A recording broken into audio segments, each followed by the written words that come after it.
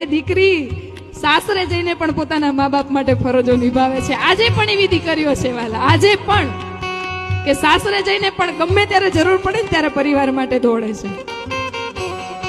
અને બાપજી ઘણીવાર કહે કે જતા જતા બેન બે જ વસ્તુ માંગે છે ભાઈ પાસે કે ભાઈ મારો ઘરે કોઈ પ્રસંગ હોય તો તું આવીને ઊભો રહેજે, એનાથી વધારે કશું જોઈતું નથી। અને બીજું, પપ્પાની વેદના છે ને અંદર દબાવી રાખે છે। મમ્મી તો રોઈ લેશે, બાજુવાળા જોડે વાત કરી લેશે, એની બેનને ફોન કરીને મન હળવું કરી લેશે, પપ્પા કોઈને નહીં કહેવાલા, તું મારા પપ્પાનું થોડુંક ધ્યાન રાખજે, એમને ટાઈમે ટાઈમે દવા આપજે, એમને ટાઈમે ઓફિસથી આવે ને તો તું સામે બેસજે, એમની જોડે વાત કરજે, એમનું મન હળવું કરજે। દીકરી એના બાપના સ્વાસ્થ્ય સિવાય કશું જ માંગતી નથી કે મારો બાપ સારો છે ને બસ। અને આમાં એવું કીધું છે કે દીકરી તો લક્ષ્મીનો અવતાર છે વાલા, લક્ષ્મીનો અવતાર।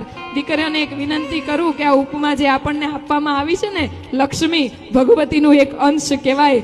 તમે જે ઘરમાં નાનપણથી મોટા થયા એ ઘરની પણ લક્ષ્મી જ બનજો, અને સાસરે જાઓ ને તો એ ઘરની પણ